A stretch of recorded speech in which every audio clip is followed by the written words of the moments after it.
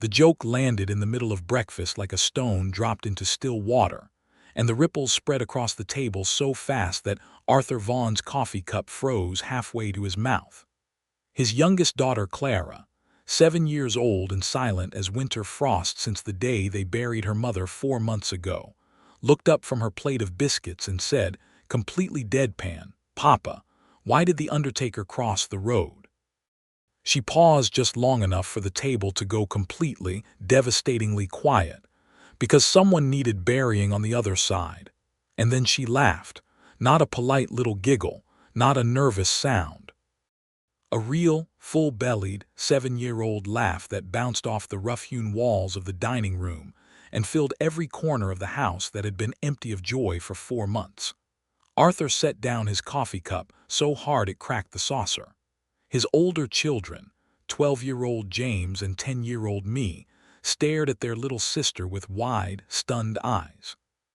And across the table, the woman who had been in their home for exactly 3 weeks sat with her fork suspended in midair, her dark eyes brimming with tears she absolutely refused to let fall.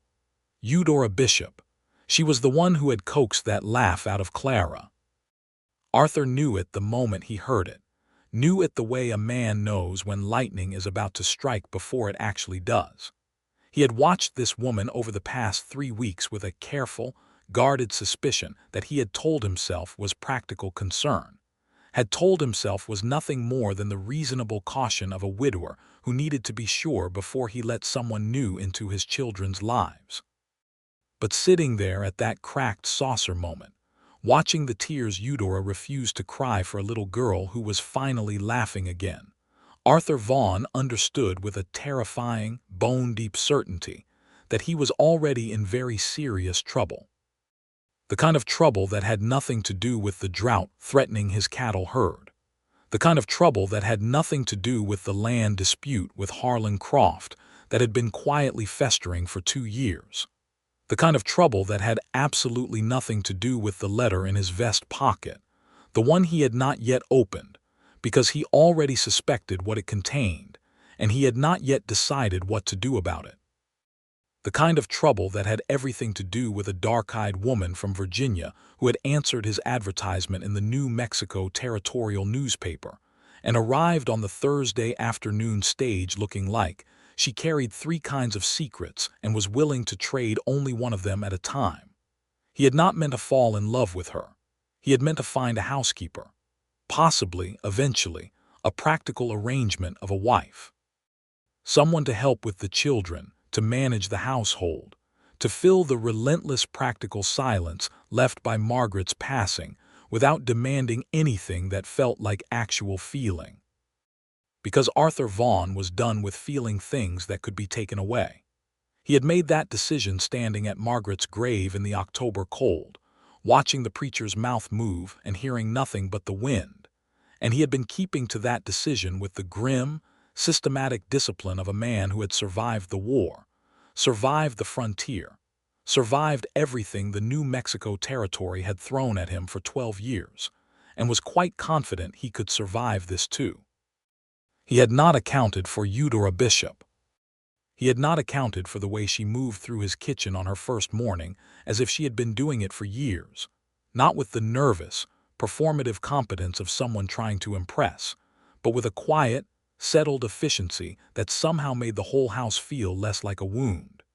He had not accounted for the way she read to Clara every night without being asked, choosing stories that were not about death, but were also not falsely cheerful, just honest and interesting and good. He had not accounted for the way she argued with him, calmly and without apology, about the rotation of his east pasture, of all things, because it turned out she had grown up on her family's farm in the Shenandoah Valley before the war turned it to ash, and she knew something about land management that he had not considered. He had not accounted for any of it. Now it was a cold January morning in 1882. Clara was laughing at an undertaker joke, and Arthur Vaughn was sitting with a cracked saucer, and the dawning, terrifying awareness that the wall he had spent 4 months building around himself had developed a significant crack of its own. That is a very terrible joke. Eudora said to Clara, and her voice was perfectly steady even though her eyes were not.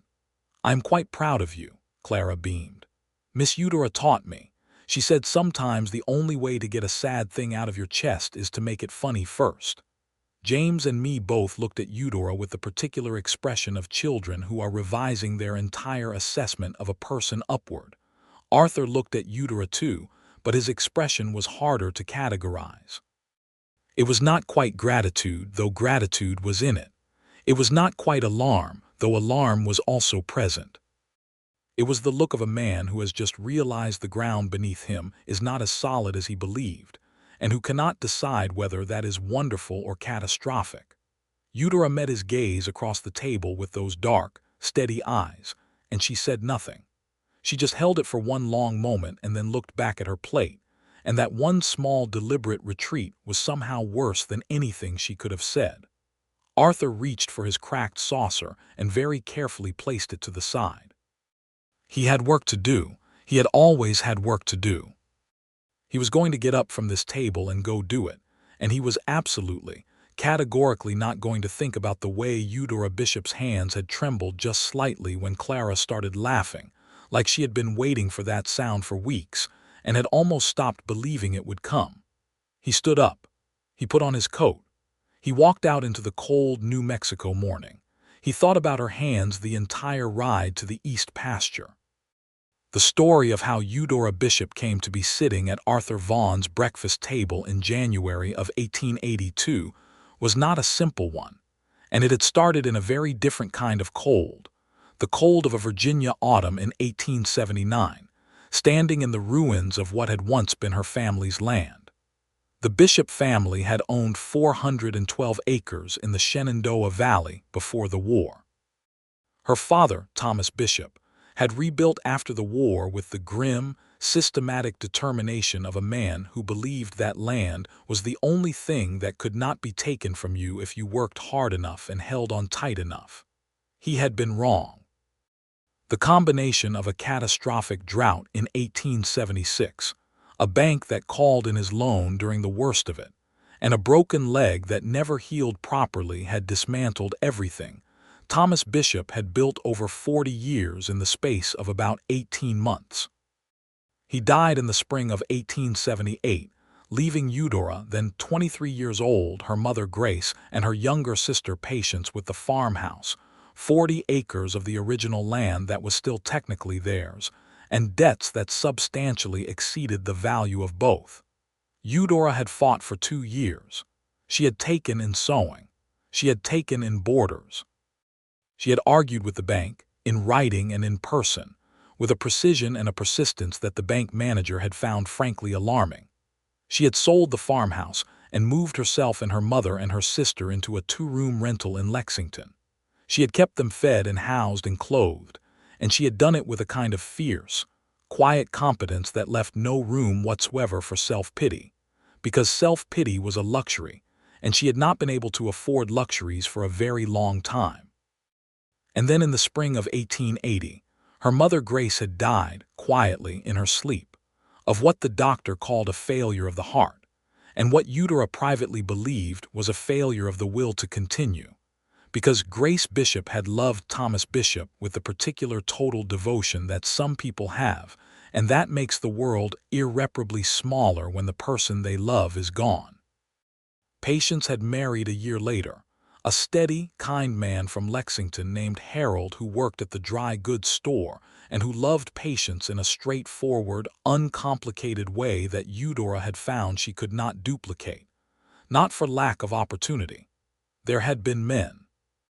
There had been a particular man, a banker's son named William Foster, who had pursued her with impressive persistence for the better part of a year, and who she had eventually accepted an understanding with, not because she loved him, but because she was 25 and tired, and the prospect of security had looked, in that particular tired moment, very much like happiness.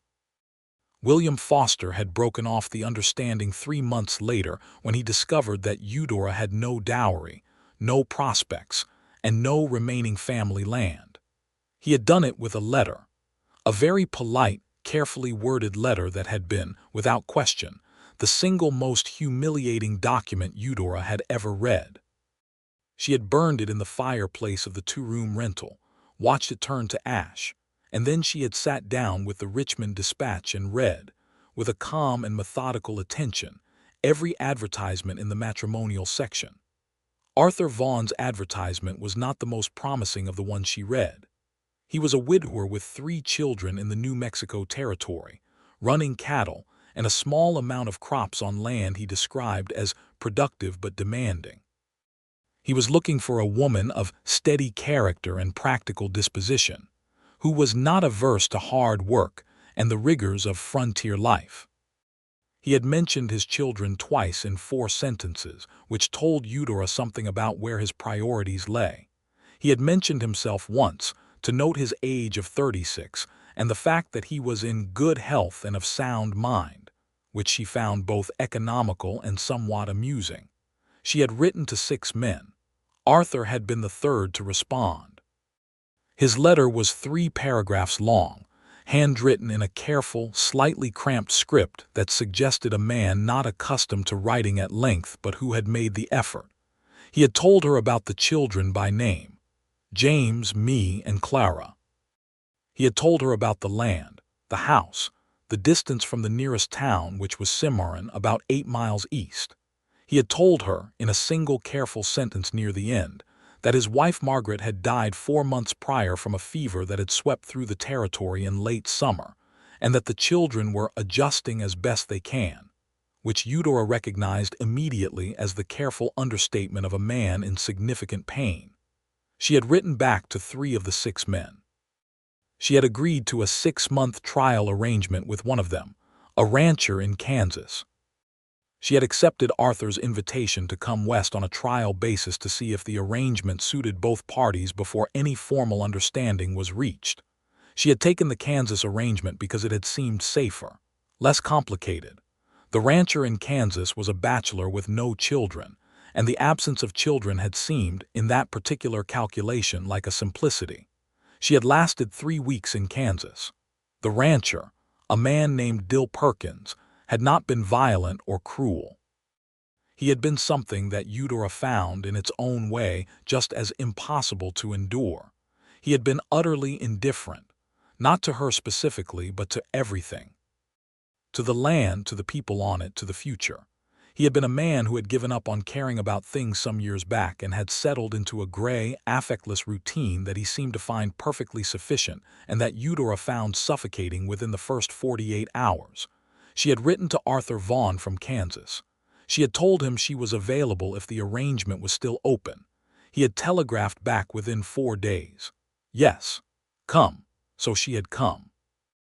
The stage into Cimarron had arrived on a Thursday afternoon in late December of 1881, and the first thing Eudora had seen when she stepped down from the coach into the cold, bright New Mexico air was Arthur Vaughn standing beside a buckboard wagon with his hat in his hands, because he had apparently taken it off when he saw the coach arriving, and then not known what to do with it. He was taller than she had expected, lean in the way of men who worked hard and ate practically, with broad shoulders and a face that had been weathered by sun and wind into something that was not classically handsome, but was genuinely interesting, all strong angles and a jaw that seemed to be set with a permanent, slight tension, like a man perpetually braced for news he was not going to like. His hair was dark with threads of gray at the temples.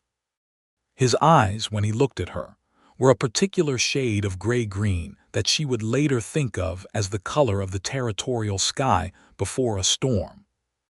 He had put his hat back on his head when she reached him, a gesture so purely reflexive and unconscious that she had liked him immediately and against her better judgment. "Miss Bishop," he had said. "Mr. Vaughn," she had said. They had looked at each other for a moment with the particular careful, assessing attention of 2 people who have exchanged several letters and now have to reconcile the person in those letters with the actual human being standing 3 feet away. "The children are at the house," he had said. "Mrs. Portillo from the neighboring ranch is with them. She has been very kind since. She has been very helpful. I look forward to meeting them," Eudora had said.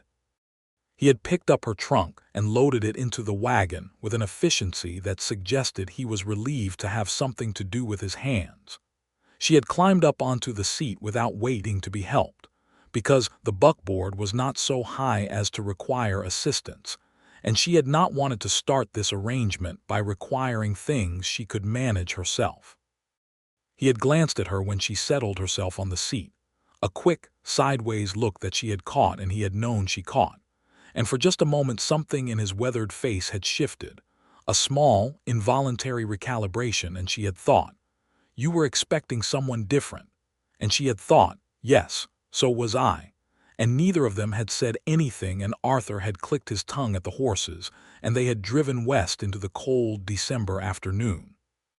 The Vaughn Ranch was a proper working ranch, not large by territorial standards, but solid and well-maintained, with a main house that had been built in stages over the years. The original two-room adobe structure from when Arthur had first claimed the land in 1869, still visible in the bones of the building, with additions that had accumulated over 12 years of expanding family and improving fortunes.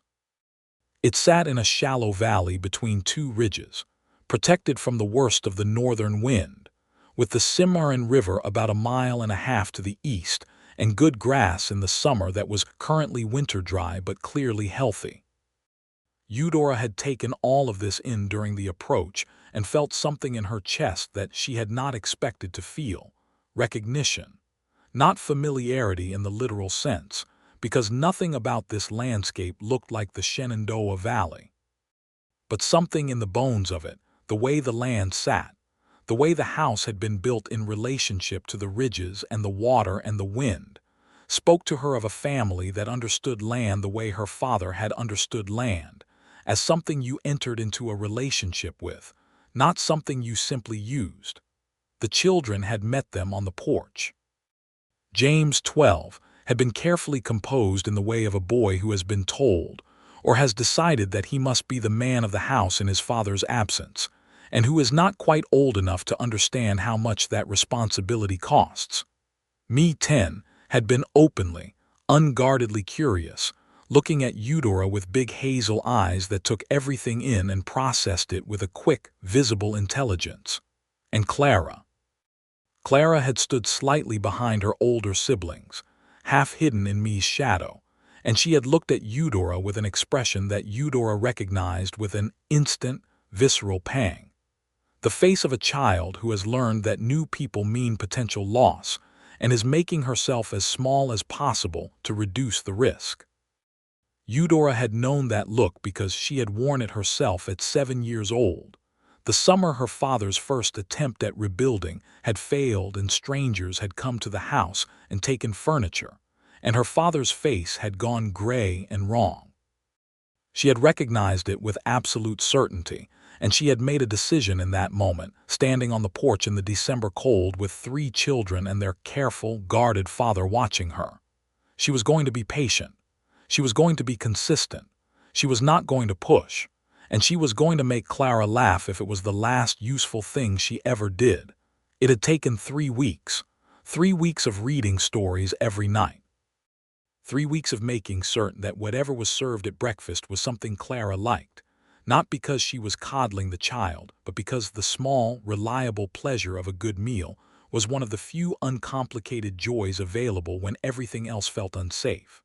3 weeks of telling Clara small, true things about herself, about her own losses, not in a way that burdened the child, but in a way that said, "I know this. I have been near this. You are not alone in it." And one morning, over biscuits in the January cold, Eudora had told Clara an Undertaker joke. Specifically, the joke about crossing the road. She had told it matter-of-factly, the way you tell a story, not performing it, not watching for a reaction, just telling it. Clara had stared at her for a full 3 seconds, and then she had said in that same matter-of-fact voice, "That is a terrible joke." And Eudora had said, "Yes, it is." And Clara had said, "Do you know any more terrible jokes?" And Eudora had said, "I know 17. And they had told each other terrible jokes for the rest of the afternoon, and Eudora had tucked the moment away in her chest and held it carefully, because it was the first genuinely good thing that had happened to her in a very long time. And then the next morning Clara had told her own joke at the breakfast table and laughed, and Eudora had looked across at Arthur and found him looking at her with that cracked saucer expression. And the complicated, carefully managed arrangement they were both trying to maintain had developed its first significant crack. Which brought the story back to the cold January morning, and Arthur riding out to the east pasture with his coffee already going cold on the table behind him, and the letter in his vest pocket that he had been carrying for 3 days. He pulled the letter out when he reached the east pasture fence, stopping his horse, a dark bay named Cato, on the ridge where he could see the whole sweep of the valley below. He had received it from the Cimarron post office on Monday. The return address was a law office in Santa Fe. He had known what it was before he opened it because he had been expecting something like it for 6 months, since Harlan Croft had made his first quiet, pointed comments about the water rights on the south branch of the Cimarron that both their properties drew from. He opened it now and read it, though the reading did not change what he already knew. Harlan Croft had filed a legal claim asserting senior water rights on the South Branch, which, if successful, would give him the legal authority to restrict Arthur's access to the water that fed 3 of his pastures and watered roughly 1/3 of his herd. The letter was from Croft's lawyer, one Aldous Marbury of Santa Fe, informing Arthur that a hearing had been set for the 14th of March at the territorial courthouse. Arthur folded the letter and put it back in his pocket. Cato shifted under him, ears pricking at something in the winter brush below. The morning was very clear and very cold, the sky that particular deep blue that the New Mexico territory produced in January, and the light on the ridge grass was sharp and specific. He needed a lawyer.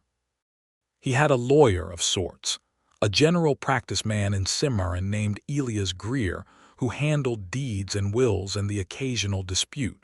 But this was going to require someone who knew territorial water law, and that meant Santa Fe, and that meant money he was not sure he had in the current form. He also needed, and this was the thought he had been avoiding, to talk to someone about this.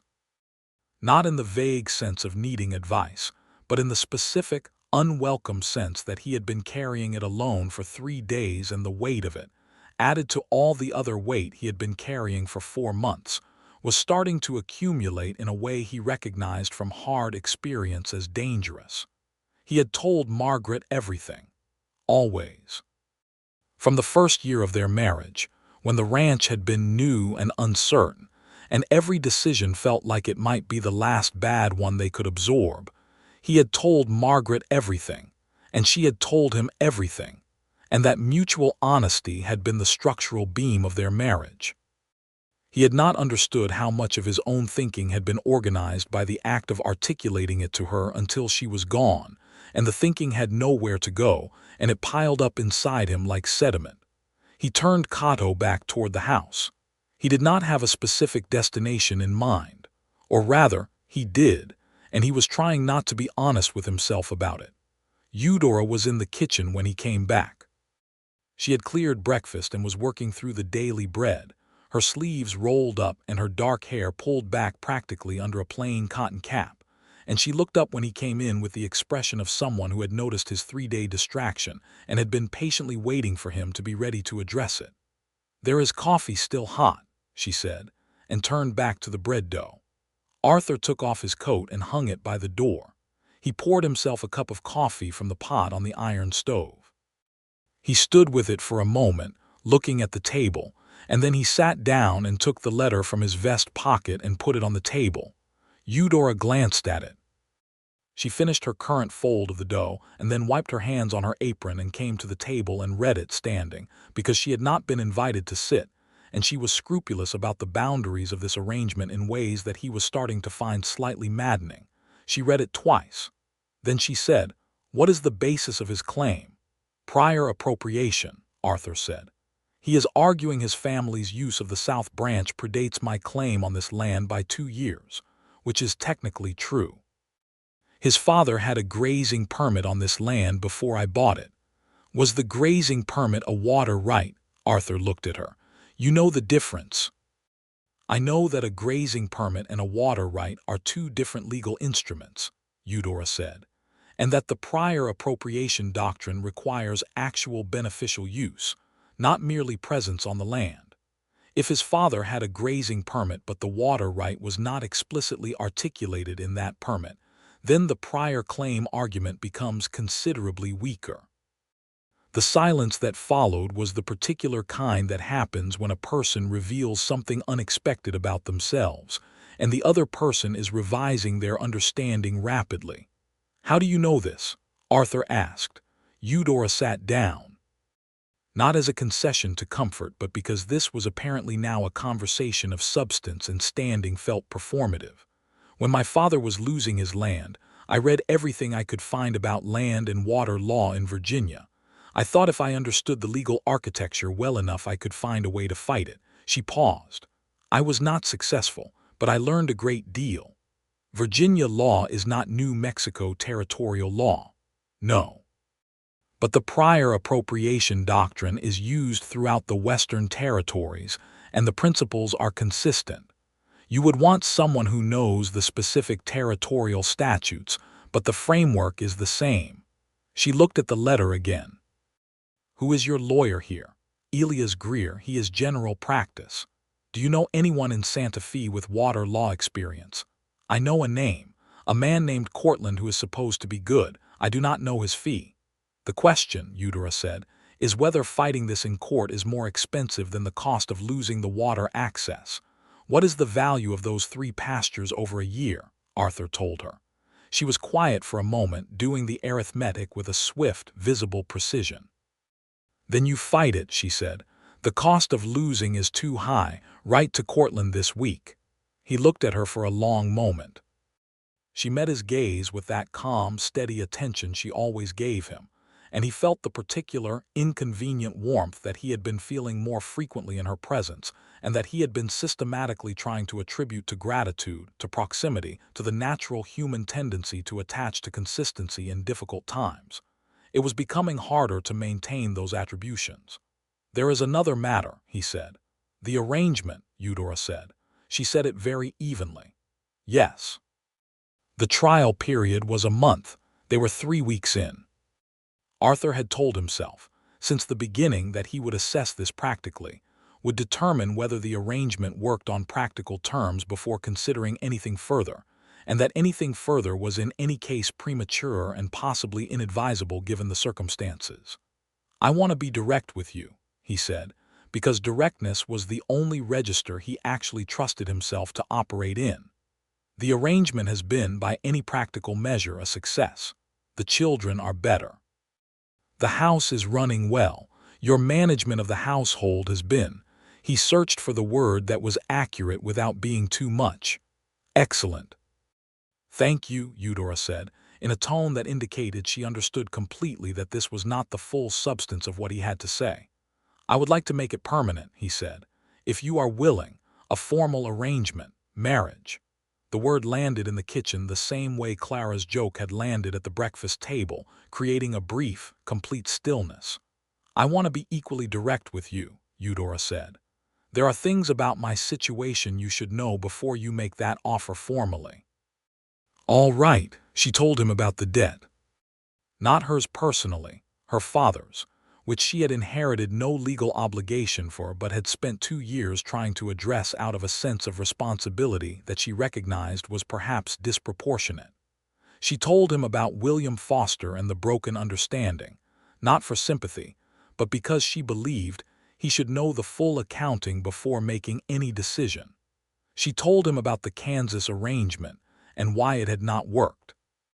She told him all of it with the same calm, precise attention she gave to everything, without drama or self-excuse, just fact.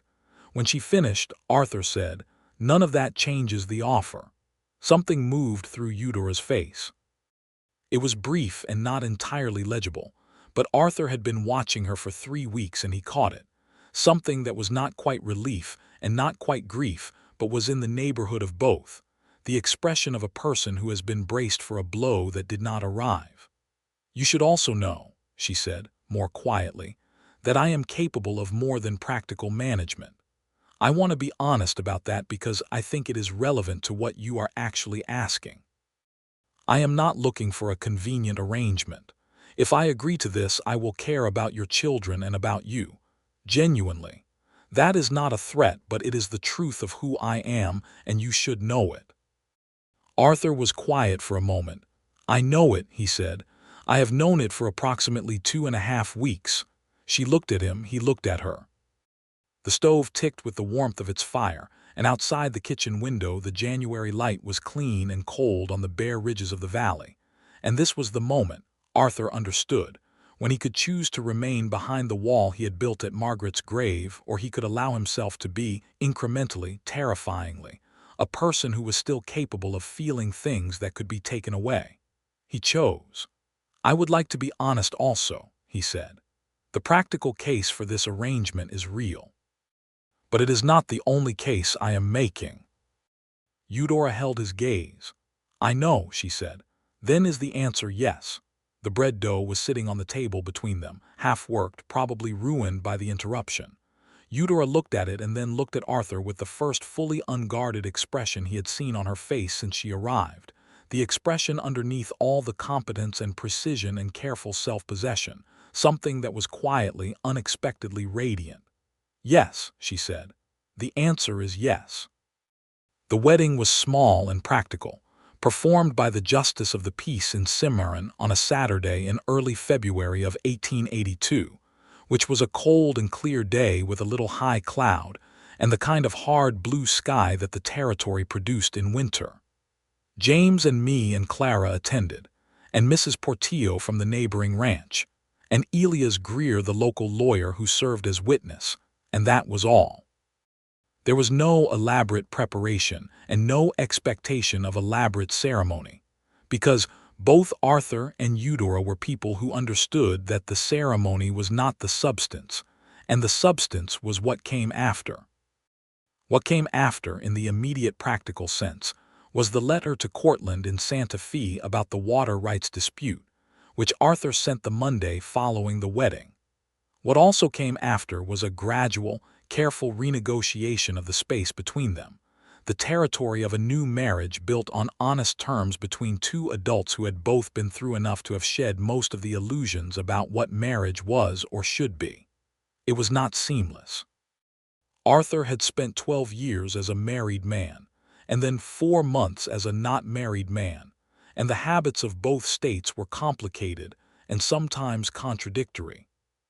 He was accustomed to sharing everything with the person he slept beside, and he was also accustomed, from the past 4 months, to carrying everything alone, and those two instincts warred with each other in ways that sometimes made him abrupt or distant when he was actually processing something he had not yet figured out how to say. Eudora was accustomed to being the person in the room who kept everything running, who absorbed whatever pressure the situation required without appearing to be under any pressure. And this was a strength that was also, in the intimate context of a marriage, a potential liability, because it meant she was sometimes difficult to read, and that Arthur occasionally found himself uncertain whether she was content or simply managing. They had, out of these specific incompatibilities, a number of very honest conversations in the first weeks of their marriage, some of them conducted in the early morning hours before the children woke, when the house was very quiet, and there was nothing to do but be truthful. Arthur had told her about Margaret, not just the practical facts of her death, but about her, who she had been, what their marriage had been. Eudora had listened in the way she listened to everything, with her full, undivided attention, and she had not tried to offer comparison or competition, but simply received what he was telling her as the true and important information it was. "I'm not asking you to stop grieving her," Eudora said one of those mornings. "I am only asking that you also let yourself be here." "I am here," Arthur said. "You are here," she agreed, "sometimes more than others." He reached across in the dark of the bedroom and found her hand. She turned her hand over and held his. That was all, and it was enough, and something in the particular silence afterward felt like two people who had come from very different directions arriving at the same point. The Croft situation escalated in March. Cortland, the Santa Fe lawyer, had written back with an assessment that confirmed Eudora's initial reading. The prior appropriation claim was technically arguable but legally weak on the water rights-specific issue, because the grazing permit held by Croft's father had not included an explicit water claim. However, Cortland had also included a piece of information that Arthur had not anticipated. Harlan Croft had apparently been in conversation with a land development company based in Albuquerque that was interested in consolidating ranch land along the South Branch for what the company described as agricultural development purposes, which in practice meant irrigation farming, which meant water access was not just a ranching matter but a significantly larger commercial interest. He is not filing this claim because of his family's historical use, Eudora said when Arthur showed her the letter. She was sitting at the kitchen table with a cup of tea, the three children in bed, the house quiet around them. He is filing it because someone is paying him to consolidate water access. That is what it looks like. Then this is not a boundary dispute. It is a land grab with a legal facade. She set down her cup with a precise, careful movement. We need to establish the neighbors. The what? Who else draws from the South Branch? If Croft wins this claim, who else does he affect? Because if other ranchers have an interest in this outcome, you are not fighting this alone, and Cortland's fees become a shared cost. Arthur looked at her. He had been married to her for 6 weeks, and he was still, regularly, caught off guard by the quality of her thinking, not because he had underestimated her exactly, but because it continued to present itself in new forms and from unexpected angles. And each time it did, he felt a specific, warm, slightly helpless thing in his chest that he had by now stopped trying to attribute to anything except the correct cause. There are 3 other properties on the South Branch, he said. The Portillo Ranch, the Daly Homestead, and a small outfit called the Mercer Place that changed hands last year. Write to all 3 this week, Eudora said, before the March hearing. If they will join the challenge or at minimum file supporting statements, it changes the character of the case from one man's objection to a community water rights matter, which carries more weight with a territorial judge. You have thought about this. I have thought about little else since you showed me Cortland's first letter. He reached across the table and covered her hand with his. She looked down at his hand and then up at him with that quiet, radiant expression that he had started to think of as the one that was entirely hers, not the managed competence or the careful precision, but the thing underneath all of it, the actual Eudora that emerged sometimes in these quiet kitchen hours. What? She said. Nothing, he said. I am just looking at you. She made a small, self-conscious sound and turned her hand over to hold his. Write the letters, she said. In the morning, he said. Arthur, tomorrow morning, he said, first thing. She looked at him for a moment with a very particular expression, and then she laughed, a quiet, private laugh that was all for him, and he thought he would do a great many things to keep hearing that sound. He wrote the letters the next morning. All 3 neighbors wrote back. The Portillos were immediately interested and angry because they had suspected something like this was developing. The Daly homestead, run by a widow named Constance Daly with 2 grown sons, was cautious but supportive. The new owners of the Mercer Place, a family named Ibarra who had come up from the South with good ranching knowledge and a healthy skepticism of Anglo land schemes, were entirely on board and had, it turned out, their own lawyer in Santa Fe who had dealt with the same Albuquerque development company on a separate matter in Dona Ana County. The March hearing was, in the end, considerably less of a crisis than it might have been. The territorial judge, a practical man from Taos named Horace Fielding, heard the consolidated community response with visible attention, and ruled from the bench that Croft's claim had not established the specific water right necessary to support prior appropriation, that a grazing permit did not constitute beneficial water use under territorial statute.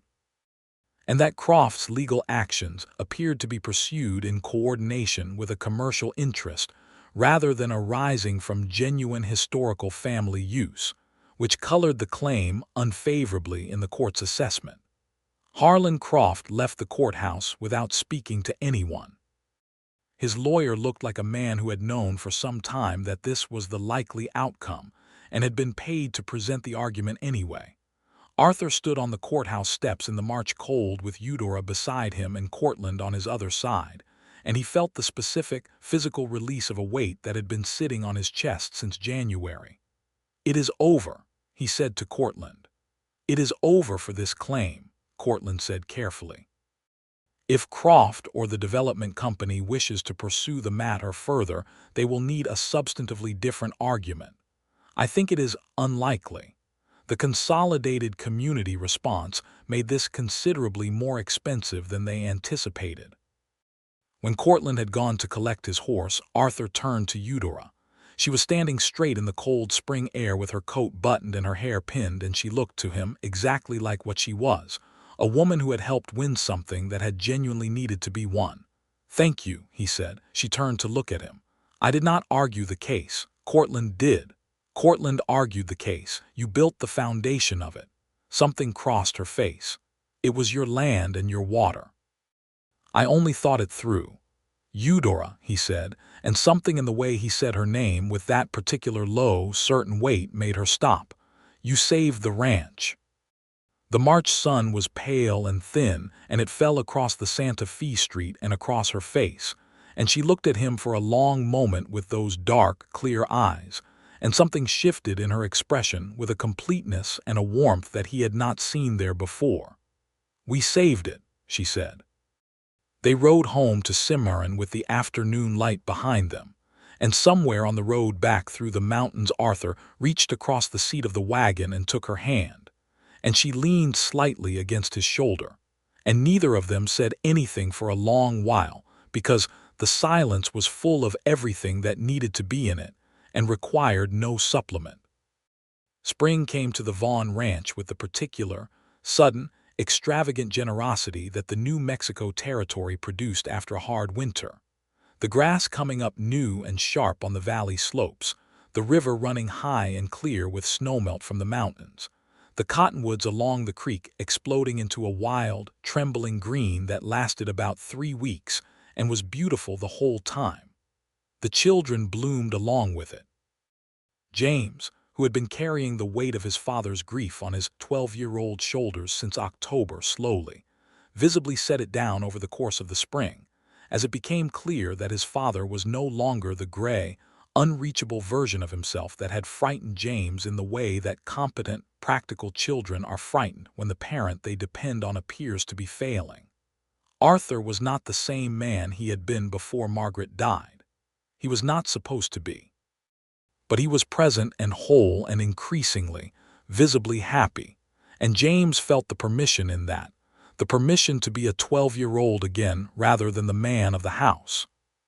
Me, who had been the child who took everything in with those quick hazel eyes and processed it silently and came to her own conclusions, had concluded somewhere around mid-February that Eudora was genuinely good and that her father was in love with her, and that this was, on balance, a development in the right direction.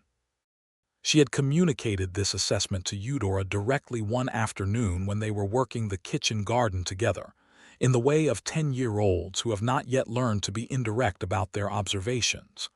"Papa looks at you the way he used to look at Mama," Me said, weeding with focused energy. "Not exactly the same way, but the same kind of way." Eudora had her hands in the dirt and she stopped for a moment with this. "What do you think about that?" she asked. Me considered seriously. "I think it is good. Mama would have thought it was good. She was not a person who wanted people to be sad for a long time. She used to say that grief was like debt. You had to pay it and then you had to move on or it would ruin you." Eudora felt the particular, careful ache of learning something new about a woman she had never met and would never meet and who mattered enormously to the people she loved. "She sounds like she was very wise," she said. "She was," Me said, and then added with a child's blunt generosity, You are too. Different but equally. Mama would have liked you, I think." Eudora had gone back to her weeding and had not said anything else for a few minutes because she was, briefly, not capable of it. Clara was simply Clara, which by spring meant Clara laughing on a daily basis. Clara dragging Eudora to see things. A hawk's nest in the big cottonwood by the creek.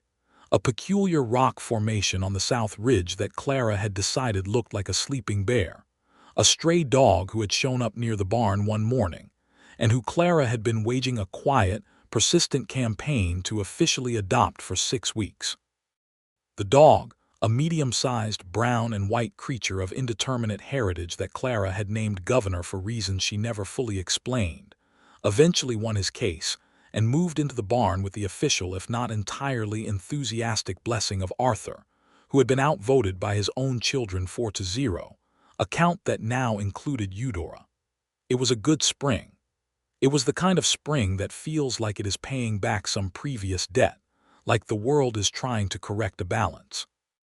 Arthur had noticed, as the spring went on, that he was happy in a way that had a different texture from the happiness he had known before. Not lesser, not a replacement, but different, the way a river is different at different points of its course, shaped by the terrain it passes through. He had known Margaret since they were both 19 years old, and the happiness of that marriage had been built from shared history, from the deep familiarity of two people who had grown up in parallel and grown together, who knew each other's stories from the inside. The happiness of this marriage was built from something else. It was built from choice, from the very specific, adult, eyes-open choice of two people who had both been through enough to know what they were doing when they chose each other. It was built from the daily discovery of Eudora, who continued to reveal herself to him in fragments, not because she was hiding things, but because she was a person of considerable depth, and the depth kept presenting new material.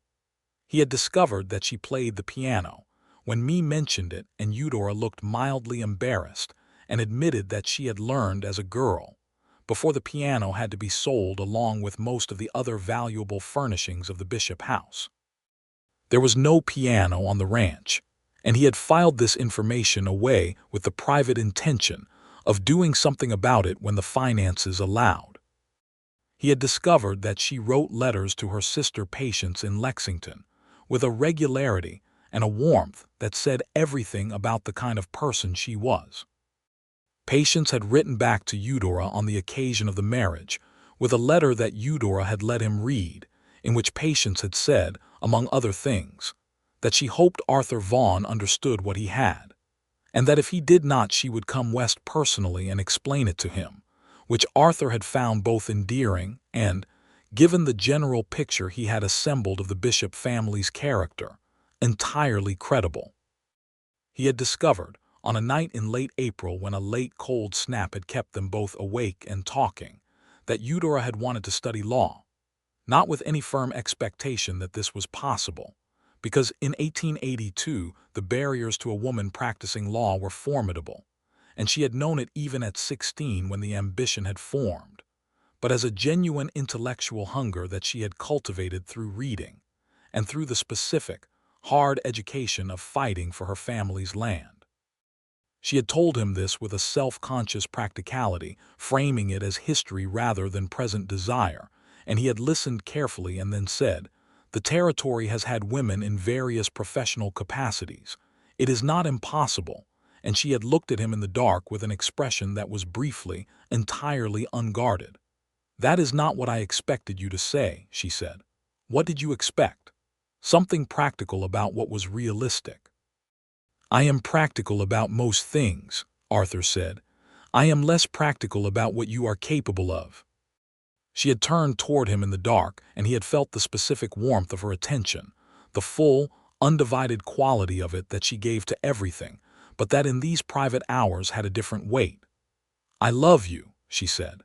It was the first time she had said it directly, though he had known it, had felt it accumulating in the structure of every day they spent together. He had known it in the way she argued with him about the east pasture rotation and then turned out to be right. He had known it in the way she held Clara when Clara woke from a bad dream, steady and warm and completely present. He had known it in the way she looked at him sometimes when he was not quite looking, a look he caught only in his peripheral vision, and that was the most completely unguarded thing she ever did, the one moment where the precision and the competence dropped away entirely, and she was simply wholly in love with him. He had been in love with her for weeks and had been less honest about naming it than she was. "I love you," he said back, and there was nothing else to say after that, and there did not need to be. Summer on the ranch was demanding in the best way, the way that is full rather than crushing, the kind of full that leaves you tired in the evening with the solid satisfaction of work that matters. The cattle herd had come through the winter and the water rights victory in good shape, and the spring grass had been genuinely exceptional, and the summer prospects were the best they had been in 3 years. Arthur had hired on a second hand a quiet, competent young man from Taos named Benito Reyes, who was good with the horses and completely reliable, which freed Arthur to spend more time on the management side and less on pure physical labor, a transition he found he could accept with more equanimity than he would have predicted. Eudora had planted a full kitchen garden and a small orchard expansion, 3 young apple trees and 2 peach, on the south-facing slope above the house where the soil was good and the drainage was right. She had done this in consultation with Mrs. Portillo, who had been managing her own orchard for 15 years and was a source of practical wisdom on the specific conditions of the valley.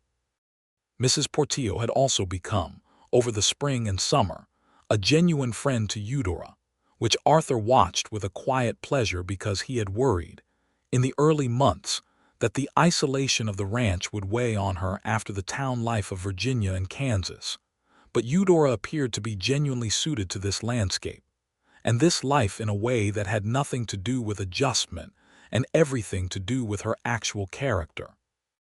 She had also, he discovered in June, written a very detailed letter to the editor of the Cimarron News and Press about the water rights dispute, framing it as a case study in how small ranchers and homesteaders could successfully defend their interests against commercial consolidation by acting in coordination rather than individually. The editor had printed it in full, which had generated a notable amount of discussion in the community, and a lawyer in Albuquerque with an interest in territorial land policy had written to her directly in response, which had opened a correspondence that Eudora found genuinely engaging. Arthur had read the letter in the paper and felt the particular kind of pride that has a slight edge of something else in it, something that he finally identified, with some self-examination, as the productive discomfort of being married to a person who is in some ways larger than the frame of the life you have built, not in a way that diminishes the life, but in a way that insists it expand. He was thinking about the piano again. In August, he wrote to a shop in Santa Fe that he had been told dealt in musical instruments, among other things, and asked about the availability and cost of a second-hand upright piano that could be transported north to the Cimarron area. The shop owner wrote back with encouraging news. There was a Chickering upright that had belonged to a hotel in Santa Fe that had recently changed owners, in good condition and reasonably priced, and the shop could arrange transportation north to Cimarron for a set fee. He arranged it without telling Eudora. This was somewhat complicated, as Eudora was a person who noticed things, and the financial outlay for the piano and the transportation showed up in the household accounts, in a way that required some creative categorization that he was not entirely comfortable with but managed. He had the piano delivered to the Cimarron freight office on a Tuesday when Eudora was in town herself, which meant she was going to encounter it when she went to the freight office to collect a package of fabric she had ordered, and the element of surprise was going to be somewhat limited. She found him at the freight office before he found her. She was standing beside the piano when he arrived, still in her wagon, looking at the large crate with a very still expression on her face. The freight man, Old Calhoun, who had worked that dock for 20 years, had apparently told her what was in the crate because she had that information and was processing it. Arthur stopped the wagon beside hers. She turned and looked at him. Her eyes were bright in a way that she was not quite managing to contain, and he felt a wave of affection so specific and so strong that it was almost physical. "You did not tell me," she said. "I wanted it to be a surprise. It is a very large surprise." "I was concerned about the appropriateness of scale," he admitted. She looked at him for one more moment with those bright, not contained eyes, and then she got down from her wagon and crossed to him and did something she almost never did in public. She stood on her toes and put her hands on either side of his face and kissed him, right there in the Cimarron freight yard, in front of Calhoun and two passing riders who both slowed considerably. Arthur was briefly startled and then was very much not startled at all. When she pulled back, she was smiling with her whole face, no management, no precision, just completely and entirely delighted. "Thank you," she said. "You are entirely welcome," he said. Calhoun was looking at the sky. The two riders had continued on, though somewhat more slowly than was strictly necessary. They got the piano onto a freight wagon and took it home, and Arthur and Benito and James worked for 2 hours getting it off the wagon and into the parlor, which required removing the door frame and replacing it, which James accomplished with a competence that made Arthur look at his son with a start of recognition, the recognition of a boy becoming something else, not quite yet a man, but approaching the frontier of it. That evening, after supper, Eudora sat at the piano for the first time in approximately 3 years and played through scales with the careful, testing quality of someone reacquainting themselves with a lost thing, and then played a piece that Arthur didn't recognize, something quiet and precise and serious. And then Me asked her to play something they could sing along to, and she played 3 different songs with increasing playfulness, while all 3 children sang off-key with enormous enthusiasm. And Arthur sat in the corner of the parlor, watching his family with the specific, complete, almost frightening joy of a man who had not expected to have this again, and who was not, any longer, running from it. The autumn of 1882 settled over the valley with a harvest that exceeded the projections. The cattle had put on good weight through the summer, and the fall market was favorable. The apple trees that Eudora and Mrs. Portillo had tended through the summer produced their first modest crop, 3 dozen apples of uneven size and entirely excellent flavor that Clara ate 4 of in a single afternoon and refused to apologize for. The kitchen garden had been generous, and the root cellar was full. Eudora told Arthur in October that she was expecting a child. She told him in the kitchen in the morning, before the children were up, with the same calm, direct composure she brought to everything, but with a particular quality of stillness underneath it that he recognized as the thing she did when something mattered very much, and she was carefully, deliberately not allowing it to matter too much until she knew it was safe too. He had been at the stove, and he turned around and looked at her, and the stillness in him broke open completely. He crossed the kitchen and put his arms around her and held her with a care and a completeness that said everything, and she put her hands against his chest and he felt her exhale, a long, slow release of the very careful control she had been maintaining, and she pressed her face briefly against his neck. "I was not certain how you would feel," she said quietly. "Eudora," he said, "how could you not know?" "I did know," she said against his neck. "I only needed to check." He pulled back enough to look at her face. She looked back at him with those dark, bright eyes, and she was smiling. "Are you happy?" she asked. "I am extremely happy," he said. "I am so happy it is alarming me." She laughed, that quiet, private laugh that was all his, and he kissed her forehead and then her mouth and held her until the sounds of the children waking drifted down the stairs, and they had to be, briefly, practical people again. They told the children at breakfast.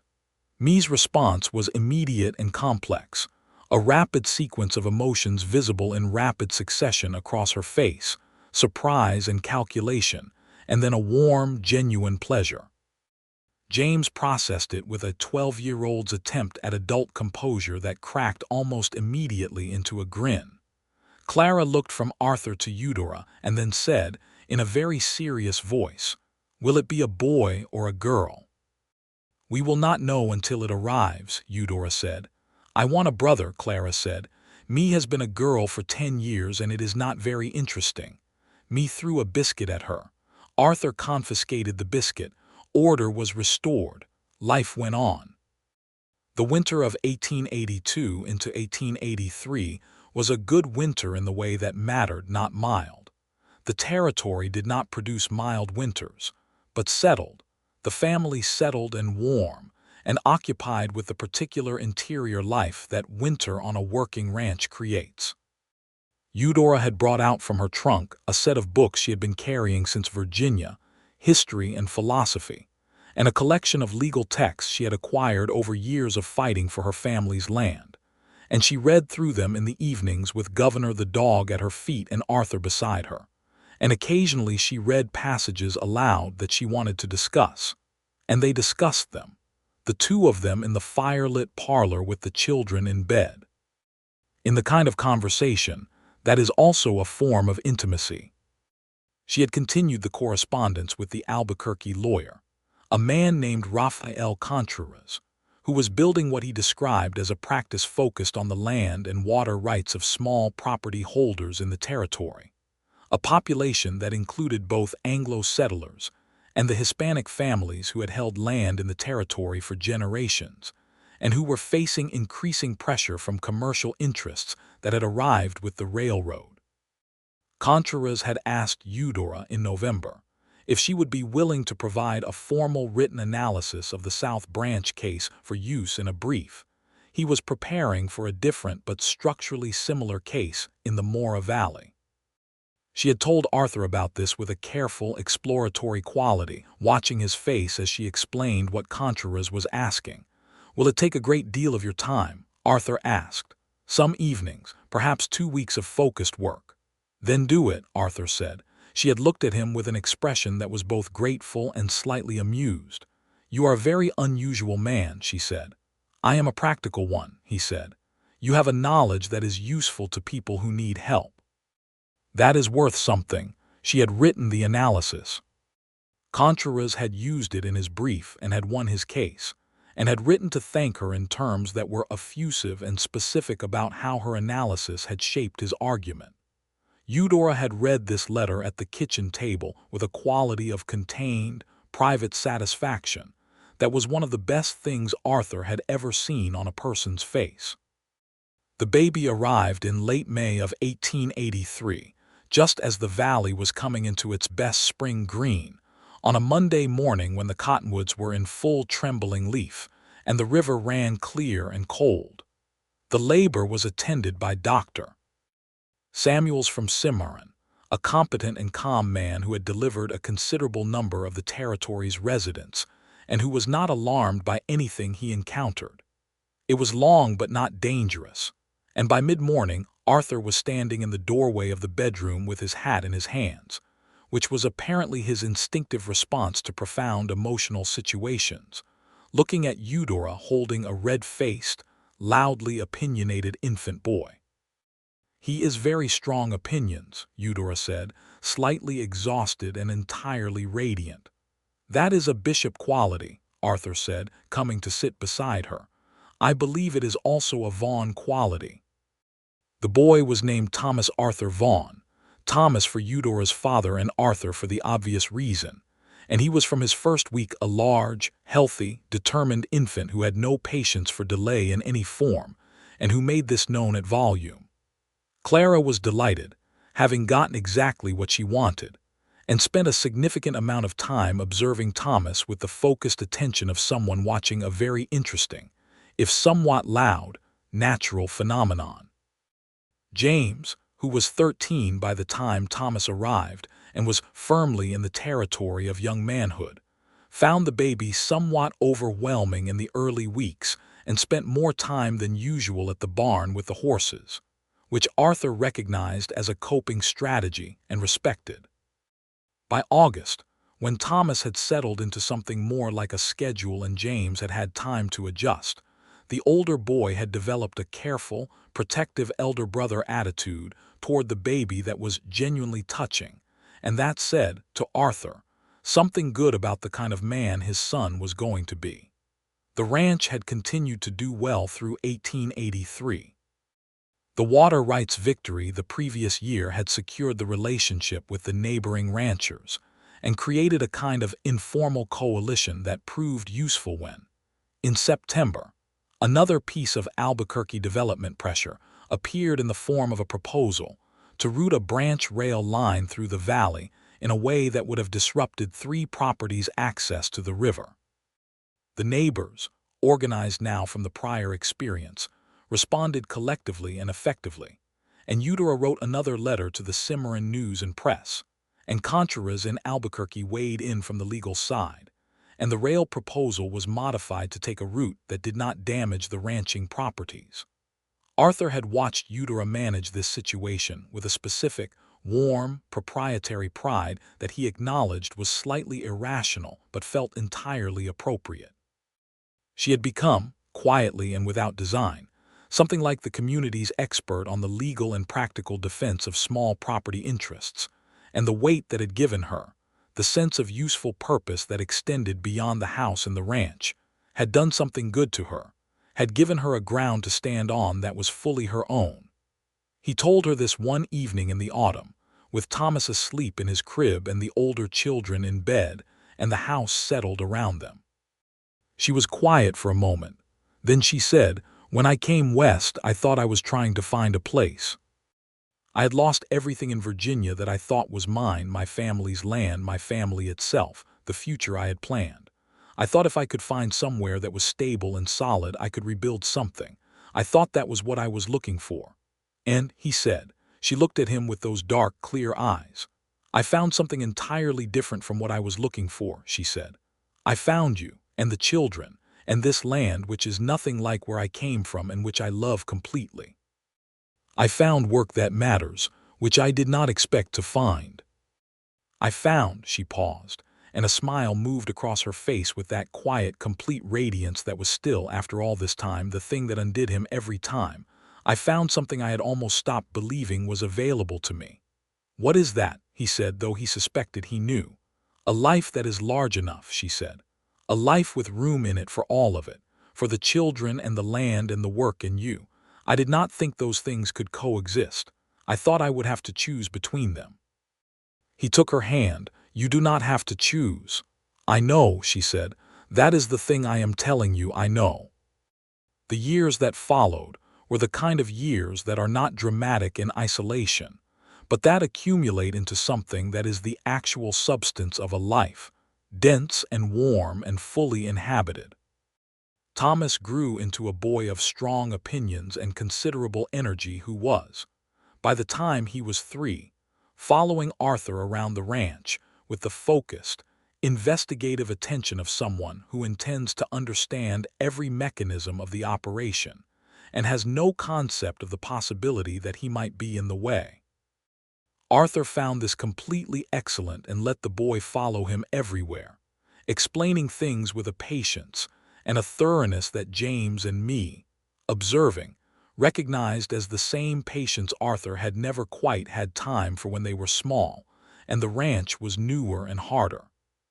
Clara, who turned 10 in 1885, had become a child of startling, specific intelligence, who was doing work in arithmetic 2 years ahead of her grade level at the Cimarron school, and who had, in the way of children who have survived something early, a particular depth of empathy that made her instinctively good with people who were struggling. She had also maintained her love of terrible jokes, a love that Eudora had fostered, and that had become a private language between the two of them, a signal of safety and trust that had started with an undertaker joke at a January breakfast table, and had grown into something that was one of the small, specific, deeply important structures of the family's life. Me had turned out to be exactly as intelligent as her observant hazel eyes suggested, and was pursuing, with Arthur's full support and Eudora's active assistance, the possibility of attending the territorial normal school when she was old enough, with an eye toward teaching, which was one of the few professional paths available to women in the territory that came with genuine respect and reasonable independence. Eudora had been corresponding on Me's behalf with the normal school for 2 years, building the groundwork with the systematic thoroughness she brought to everything important. James, at 17 in 1887, was recognizably the rancher he was going to be, tall and capable and thoughtful in the same slightly braced way as his father, though with more of his mother Margaret's warmth in his face. He had taken on genuine management responsibilities on the ranch and was good at them, which freed Arthur to spend more time on the larger business questions and the community work that had grown from the water rights situation. Eudora had, by 1887, a small but real legal consulting practice operating out of the house. Nothing formal with a shingle and a separate office, but a steady flow of correspondence and occasional direct consultation with small property holders throughout the territory who needed the specific kind of help she had learned to provide. Contreras had been a consistent source of referrals and had, 2 years prior, asked her formally to contribute to a compilation of case analyses on territorial land and water law that he was preparing for publication. Her name appeared in the acknowledgments as a contributor and legal analyst, which was not nothing, in 1885, for a woman in the New Mexico territory. She had told Arthur about the publication with that careful, exploratory quality she still sometimes used when something mattered a great deal, and she was checking, as she had put it that first morning, whether it was safe for it to matter. He had looked at her name in print in that formal acknowledgment and felt the same wave of specific, proprietary, slightly irrational pride he had felt watching her manage the rail line dispute, and also something else, something simpler and deeper, the feeling of a man who has witnessed someone he loves become fully themselves, which is one of the things love is for. "You should be proud," he said. "I am a little proud," she admitted. "You should be very proud," he said. She had laughed and kissed him, and then said she had to go see what Thomas had gotten into in the barn, because the silence from that direction was suspicious, and the moment had been absorbed into the general forward motion of the life. In the spring of 1887, Eudora told Arthur she was expecting again. This time she told him with considerably less carefully managed composure than the first time, because they were 5 years into this marriage, and the quality of the management had shifted into something more genuinely comfortable, something that had room in it for uncertainty and vulnerability in a way that the earlier careful composure had not quite permitted. She was happy about it. He was happy about it.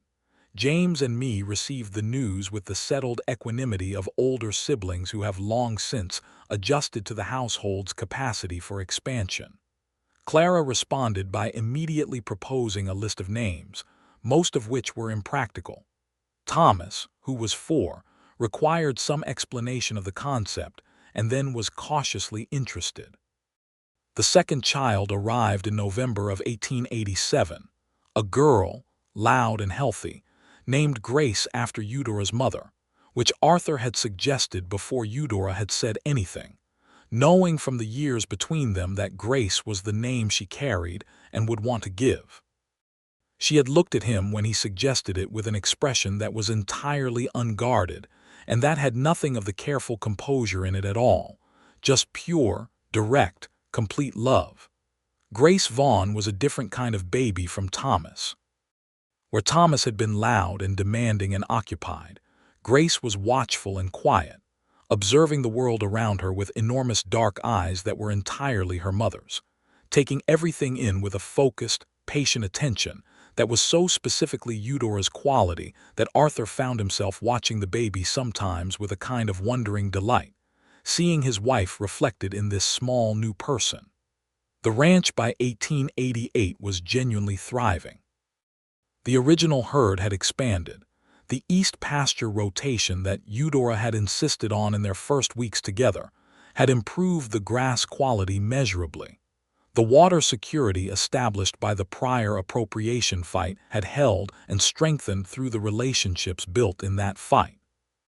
Benito Reyes had been with them for 6 years and had become genuinely indispensable, not just as a hand, but as someone who knew the land and the animals with the deep familiarity of long service, and who had become, in the way of the best working relationships, something like family.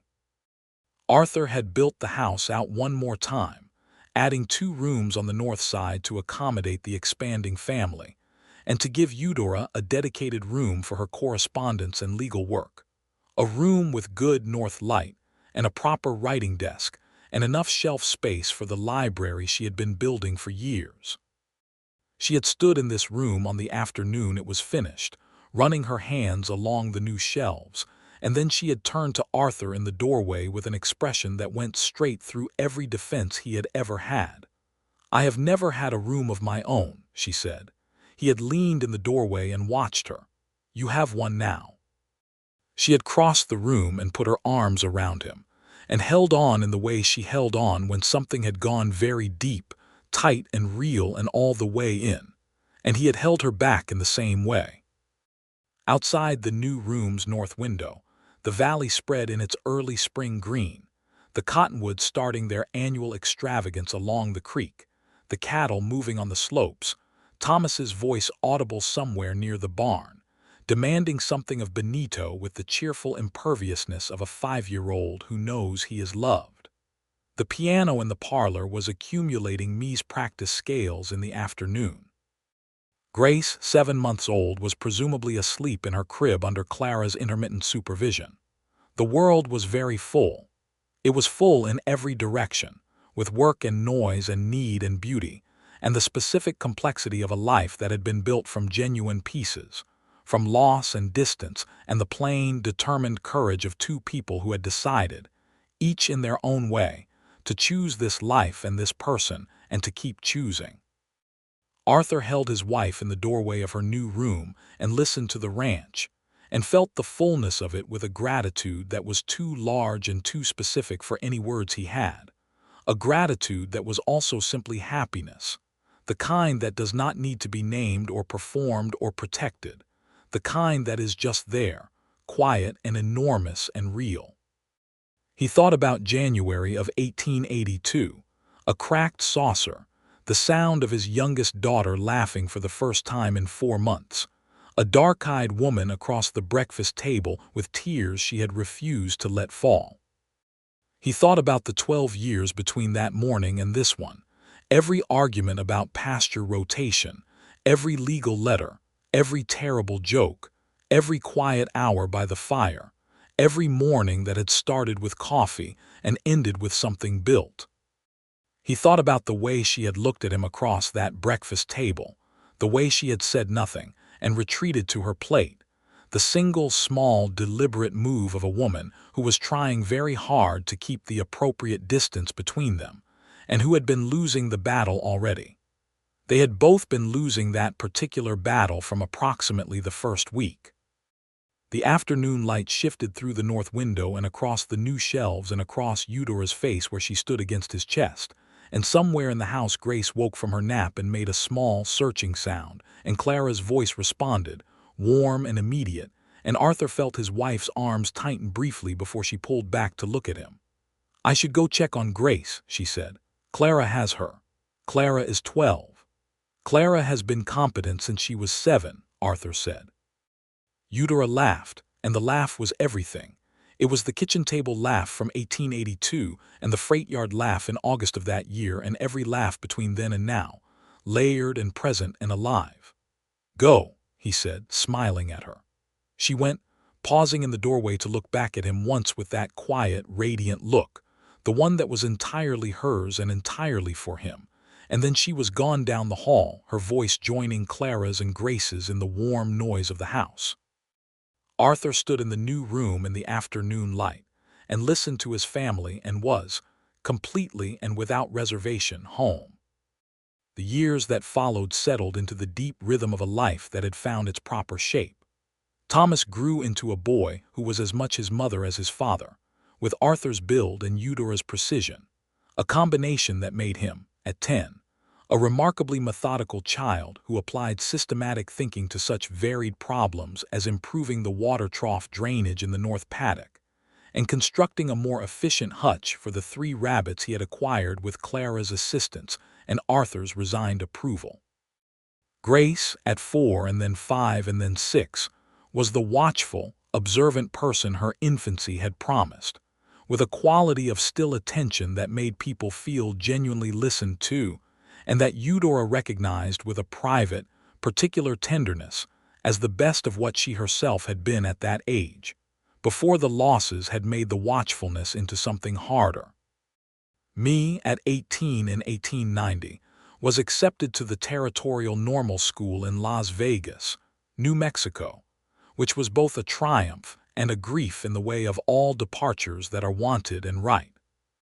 The morning she left, Arthur drove her to the Cimarron stage in the buckboard with Eudora beside him and the younger 3 children in the back, and they stood on the stage platform in the early autumn morning, and me hugged each of them in turn, Clara last, the 2 sisters holding on with the particular intensity of a bond that had survived a great deal and would survive this. When the stage pulled away, Arthur put his arm around Eudora and felt her hand find his and grip it, and he understood that she was thinking about patience in Lexington, about departures that cannot be undone, about the cost of the distances between people who love each other. He held on. Clara, at 15 that year, had developed into a young woman of considerable force of character, who combined her mother's practical intelligence with her father's particular kind of stubbornness, a stubbornness that was not rigidity, but was more like a deep, settled conviction about what mattered and an unwillingness to pretend otherwise. She had continued the terrible jokes through all of it, adding to the collection over the years with a connoisseur's dedication, and the private language between her and Eudora had grown into something that was, by now, a full vocabulary of understanding. In the spring of 1891, James married a young woman named Rosa Ibarra, daughter of the family who had joined the Water Rights Coalition back in 1882, a match that Arthur and Eudora both viewed with uncomplicated happiness, partly because Rosa was genuinely excellent, and partly because the long acquaintance between the 2 families made the marriage feel like the natural completion of something that had been building for years.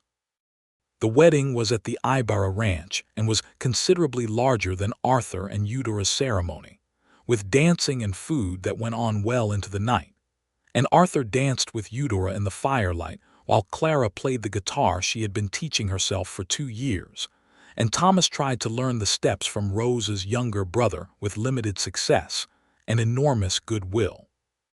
Eudora's work had continued to expand in ways that would have seemed impossible in 1882, but had been built with such careful, persistent effort over a decade that they now felt like the natural order of things.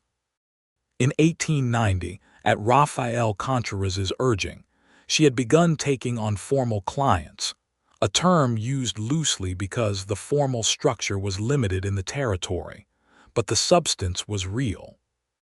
She was providing legal consultation and written representation for a small, steady number of property holders who needed someone who understood territorial land and water law, and who would not be intimidated by commercial lawyers or territorial officials who assumed they were dealing with someone who did not know the substance. She was known in Cimarron, and through Contreras' network, beyond Cimarron, as someone worth consulting when the land was under pressure. She had written to Patience about all of it, the legal work and the children and the ranch and Arthur, and Patience had written back with the consistent warmth and wry humor that characterized the Bishop women, and had eventually, in 1889, made the trip west to Cimarron with her husband Harold and their 2 children, a visit that had lasted 3 weeks, and that had filled the house with a noise and a warmth that was different from the family's own noise and warmth, but that was wonderful. The warmth of people you know completely arriving into your life and seeing everything you have built. Harold and Arthur had gotten along in the particular way of men, who are both quiet and practical, and who have both married strong-willed, intelligent women and have the sense to appreciate it. Patience and Eudora had talked for 3 weeks in the way of sisters who have been separated too long and who have a great deal to catch up on, which they had done whenever possible, late at night after the children were in bed, or on the porch in the early morning, or walking the ridge trail above the house with the valley spread below them. On the last day of the visit, Patience and Eudora had stood on the porch in the September morning, waiting for Harold to finish loading the wagon for the stage, and Patience had looked at the valley and the house and the children moving in the yard and then at Eudora. "You are happy," Patience said, and it was not a question. "I am happy," Eudora said. "Genuinely, not just managing." Eudora had smiled, and it was the full smile, the one that was not managed at all. "Genuinely. The managing is a tool. It is not what I am." Patience had taken her sister's hand and held it for a moment. "Mama would have loved this," she said. "I know," Eudora said. "I think about that." They had stood together in the September morning, the 2 Bishop women, daughters of Thomas and Grace, holders of a family's accumulated love and loss, and they had watched the valley they had both survived to see Eudora inhabit so completely, and there was nothing more that needed to be said. By the time the new decade settled in, the Vaughn Ranch had become one of the established facts of the Cimarron Valley, the kind of place that has been there long enough to stop being new and has become part of the permanent texture of the landscape. Arthur, at 50 in 1896, wore the years of the land the way the land wore its weather, carved and hardened and fundamentally more beautiful for it, with gray threading fully through his dark hair now, and a steadiness in him that was the final form of the tension he had carried as a younger man. Eudora, at 41, had come into the particular authority of a woman who knows exactly who she is and what she is for. The dark hair was still dark, with some silver at her temples that she considered with the equanimity she brought to everything. The dark eyes were, if anything, clearer and more direct than they had been at 26, the hard-won clarity of someone who has faced enough hard things to have shed the illusions that made the hard things harder. They had built, between them, something that Arthur would not have thought to want on the day he wrote that advertisement in the New Mexico territorial paper, because he had not known to want it, had not known that what he was asking for and what he needed were 2 entirely different things. He had asked for a practical arrangement. He had needed this, needed Eudora specifically, needed her mind and her courage and her steady, deep, particular love, needed the way she made the house feel like a complete world and the way she made the land mean something that it had not quite meant before. He thought about this one October evening, the 2 of them on the porch after supper, the children dispersed into their various lives, Thomas at the barn, Grace doing her lessons at the kitchen table, the older 3 grown and gone and present in letters and the occasional visit. The valley was settling into the blue and gold of a New Mexico autumn, the cottonwoods burning their brief, bright fire along the creek. "I have been thinking," he said. She turned to look at him from her chair. "I have been thinking about the morning Clara told that joke," he said. A smile moved across her face, slow and warm and knowing. "The Undertaker joke," she said. "The Undertaker joke. I was sitting there with my cracked saucer and I understood something in that moment that I had been refusing to understand for 3 weeks. And what did you understand?" He looked at her across the porch, across the 14 years of their marriage, across everything they had built and survived and chosen. "That you had already gotten in," he said. "That whatever wall I had built, you were already on the other side of it. And the choice was not whether to let you in. The choice was whether to follow you." Eudora looked at him for a long moment with those dark, clear eyes that had been looking at him honestly since a cold December afternoon on the road to Cimarron, when she had not waited to be helped into the wagon because she did not need help with things she could manage herself, and she had started managing him on the spot. "I am glad you followed," she said.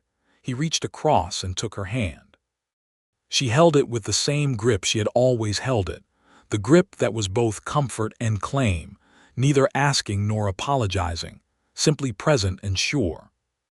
The cottonwoods burned gold, and the river ran in its bed below the ridge, and from inside the house came the sound of Grace practicing her arithmetic at the kitchen table, muttering the numbers to herself in the focused, slightly frustrated way she had when the sums were not cooperating. And then the piano, one of the melodies Eudora had played on the first evening of the Chickering's arrival. Played not by Eudora, but by Grace, who had been taking the same piano lessons her mother had given me and Clara before her.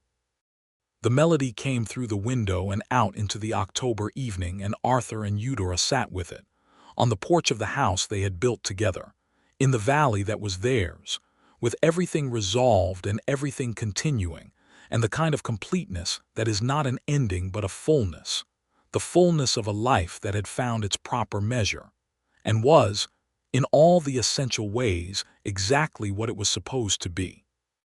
The grave on the hill above the house, where Margaret Vaughn had been buried in October of 1881, had a good stone that Arthur had placed the year after, and Eudora had planted wild roses on either side of it that came back every summer in a tangle of tough, brilliant red that Clara tended every spring, because Clara had appointed herself the keeper of this small plot on the hill, and no one had told her to, and no one needed to.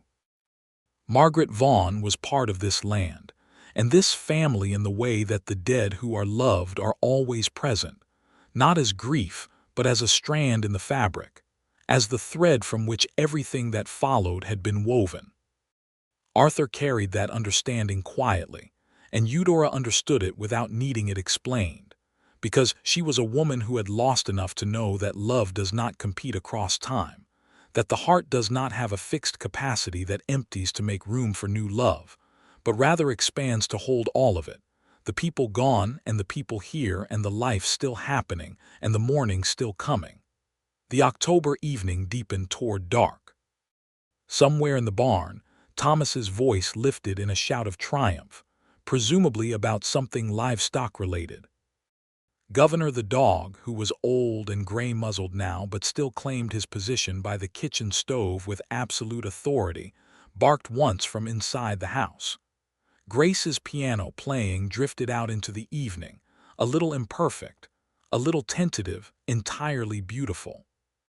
Arthur and Eudora sat on their porch and held hands in the dark, and the life was full all around them, full of everything it had always been and everything it had become, and it was good.